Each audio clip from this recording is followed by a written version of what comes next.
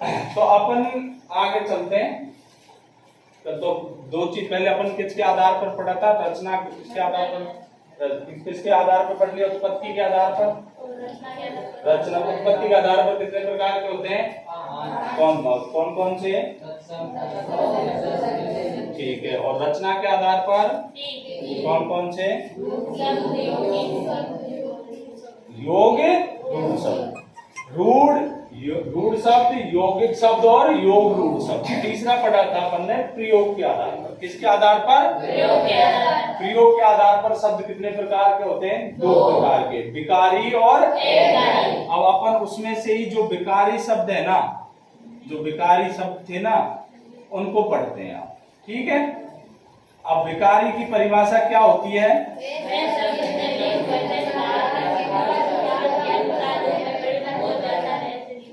वे शब्द जिनमें लिंग, वचन, कारक व काल के अनुसार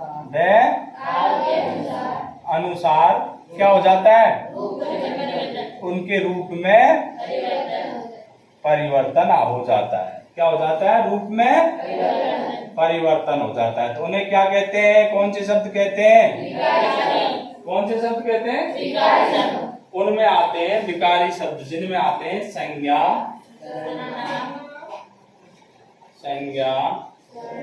सर्वनाम, क्रिया और विशेषण, ये आते हैं। और अविकारी अपन बाद में पढ़ेंगे, पहले यही पढ़ लेते हैं, ठीक है। पेन दूसरा दिया यार, अब आप पहला लेते हैं अपन संज्ञा। अब ज्यादातर तो आपको संज्ञा आती है सबको, लेकिन फिर भी अपन एक बार पढ़ लेते हैं, क्योंकि ये 8वीं तक है संज्ञा, बाद में 9वीं 10वीं में संज्ञा आ जाती है ना। तो अपन, लेकिन अपन क्यों छोड़े, सारी चल लेते हैं, ठीक है। तो आती है, अब आती है संज्ञा। संज्ञा किसे कहते हैं, किसी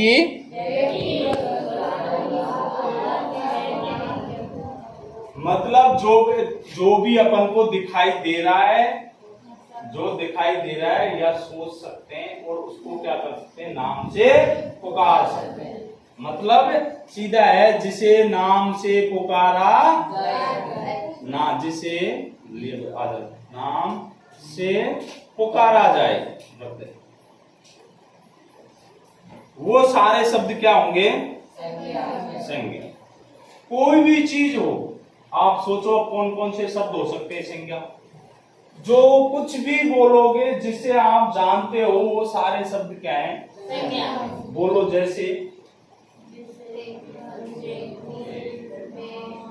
जोर से, रोटी जिम रहे हो सुबह सुबह, अभी तो पत्थर, पेड़, नदी, समुद्र, मनुष्य, हिरण, कुछ भी बोलो आप, किताब, पुस्तक, पेन, पंखा, कमरा, ऊंट, जो भी कुछ बोलोगे वो सारे शब्द क्या है, अब इसकी किताबी परिभाषा है, क्या है, परिभाषा है, जिसमें अब परिभाषा क्या हम लिखेंगे इसकी, किसी व्यक्ति, वस्तु, स्थान के नाम को, वैसे तो इसका मूल अर्थ ये ध्यान रखना है तुमको, बस जो दिखाई दे या नहीं दे, जिसे नाम से पुकारा जा सके, वो क्या कहलाएंगे, सारे शब्द संज्ञा शब्द है, क्या है।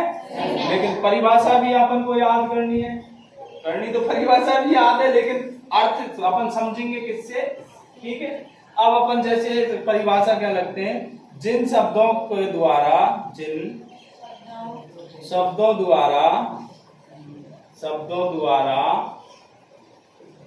किसी व्यक्ति, वस्तु, स्थान आदि के नाम को या आदि को क्या जो है, वो सारे शब्द क्या कहलाएंगे, क्या कहलाएंगे, अब इसमें देखो, व्यक्ति आगे, वस्तु आगे और स्थान आगे, बचा क्या, कुछ बचा क्या, तो अर्थ मतलब यही है कि जो कुछ भी है सामने दिखाई दे रहा है, जो भी है वो सारे शब्द क्या है, क्या है? आगे बात समझ में। अब अपन ने ये व्यक्ति वस्तु स्थान पढ़े हैं, इनको अपन क्या करते हैं, जैसे लिखते हैं उदाहरण, जैसे पहाड़, नदी, समुद्र, गीता, राम, रोटी, पेन, ये सारे शब्द क्या है? संज्ञा शब्द। क्या है? कोई दिक्कत? अब अपन को इनको पढ़ते हैं, ये कितने प्रकार की होती है? मुख्य रूप से ये कितने प्रकार की होती है संज्ञा? 3 संज्ञा। जैसे आ जाए प्रश्न, छूटा आ जाए, संज्ञा किसे कहते हैं, इसके प्रकार को उदाहरण सहित लिखो। 8वीं तक आएगा, वैसे 9th में नहीं आएगा 9th, लेकिन अपन को छोड़ना कुछ नहीं है, अपन पूरी व्याकरण पढ़ेंगे। ठीक है? तो ये कितने प्रकार की होती है संज्ञा? 3। अब पहली होती है, कौन सी होती है? व्यक्तिवाचक, जातिवाचक, वाचक और। अब अपन ने जो पढ़े थे ना 24 शब्द, उनको 3 भागों में बांटेंगे। ठीक है? जितने भी शब्द हैं संसार में, जितने भी चीजें हैं, वस्तु, स्थान, व्यक्ति, सारी चीजों को कितने भागों में बांट देंगे अपन? उसके अलावा कुछ नहीं बचेंगे, उसके अलावा शब्द बचेंगे। तो देखो, पहला आता है व्यक्तिवाचक संज्ञा। क्या आता है? व्यक्ति वाचक संज्ञा। व्यक्तिवाचक संज्ञा। अब आते व्यक्तिवाचक संज्ञा। हाँ भाई, ऑफिस में व्यक्तिवाचक संज्ञा। व्यक्तिवाचक संज्ञा वे शब्द या जिन शब्दों के द्वारा, जिन शब्दों द्वारा किसी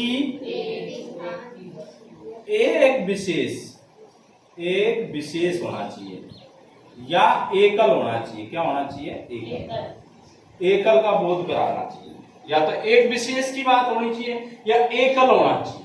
विशेषता भी नहीं दिखा रहा तो एकल तो होना ही चाहिए। आगे बात समझ में। जिन शब्दों के द्वारा किसी एक विशेष व्यक्ति,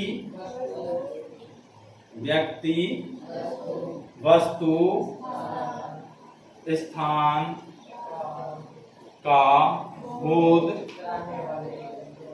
कराने वाले शब्दों को, या जिन शब्दों के द्वारा किसी एक व्यक्ति, वस्तु, स्थान का बोध कराते हैं, उन्हें व्यक्तिवाचक संज्ञा कहते हैं। कौन सी संज्ञा कहते हैं? ठीक है? अब इसमें आप तुम सोचो, व्यक्तिवाचक संज्ञा जैसे उदाहरण बताओ, कौन कौन से होते व्यक्तिवाचक संज्ञा के उदाहरण हो सकते हैं? सोचो। राम, मैं लिखता जाऊंगा, तुम बोलते जाना, फिर अपन इस पे बात बाद में करेंगे। राम, विद्यालय, बोलो बोलो, तुम फ्री हो, कोई दिक्कत नहीं है।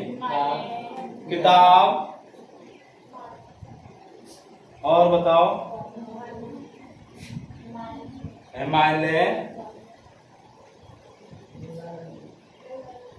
और बोलो, गंगा, और बोलो, सोचो सोचो, बात बाद में करेंगे, एक बार तो बोलो।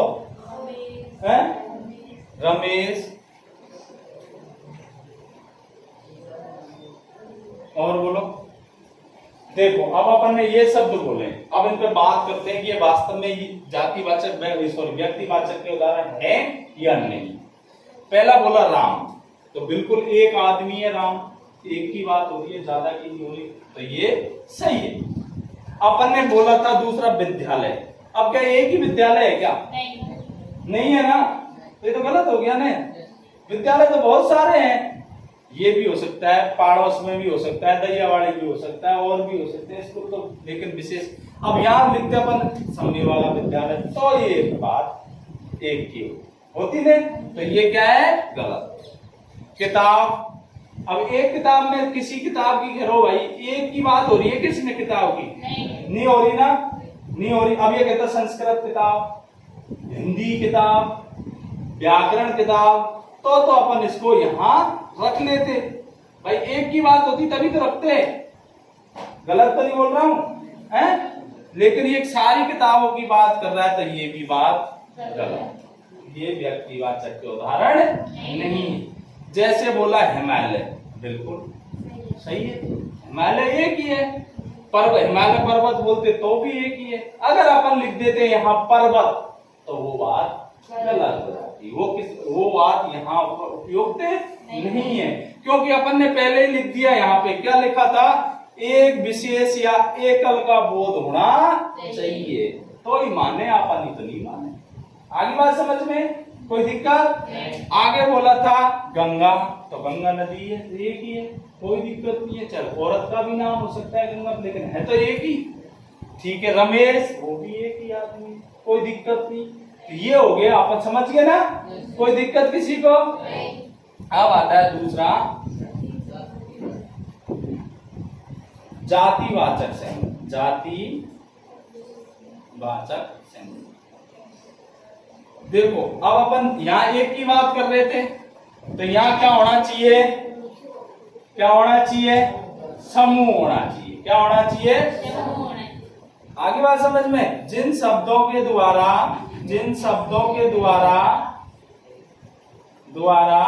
किसी समूह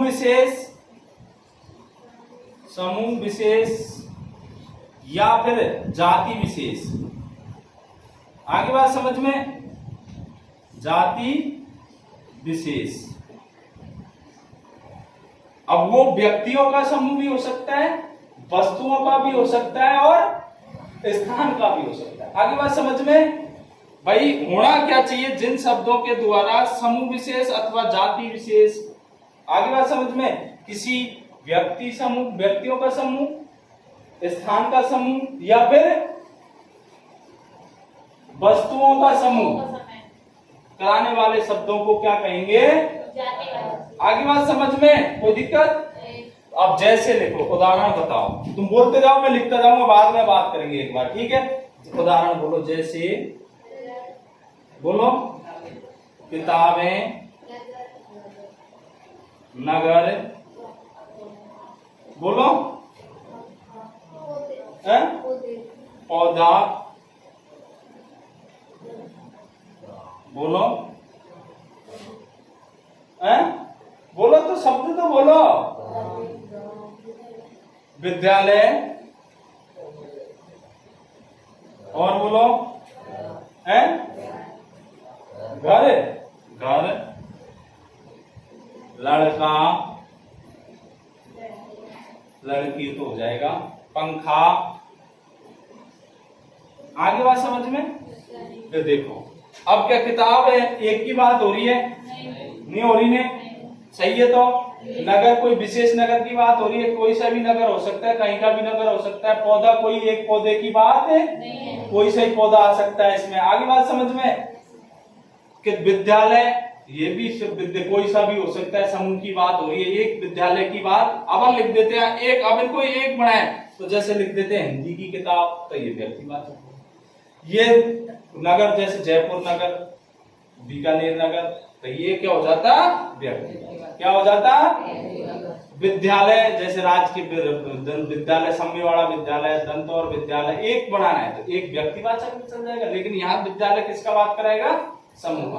पंखा है, अभी तो कर रहा है समूह का बोध, पंखा तो कोई सही हो सकता है। आगे बात समझ में, लेकिन अपन इसको एक व्यक्तिवाचक बढ़ाते हैं, किसको क्या बनाएंगे? व्यक्तिवाचक। तो इसको लग देंगे जैसे ऊषा का पंखा। आगे बात समझ में, तुम्हारे अब कौन सी कंपनी चल रही है, सुजाता का पंखा, बजाज का पंखा। आगे बात समझ, तो ये हो जाता है एक विशेष। आगे बात समझ में, कोई दिक्कत? लड़का, एक लड़के की बात नहीं हो रही, लड़का तो सारे ही है। मैं कहूँ लड़का खड़ा हो जाए तो सारे खड़े होंगे या एक भी हो? आगे बात समझ में, पंखा की बात हो ही गई, ठीक है? कोई दिक्कत किसी बंधु को है तो बताओ, नहीं है तो अब चलते हैं अपन तीसरे, भाववाचक संज्ञा। भाववाचक, अब देखो अपन के एक आगे, समूह आगे, अब बच गया क्या? जो दिखाई नहीं देता, जो दिखाई नहीं देता। आगे बात समझ में लिया, जिसका अनुमान लगाते, जिसका क्या लगाते हैं? वो क्या है? भाववाचक। जिन शब्दों के द्वारा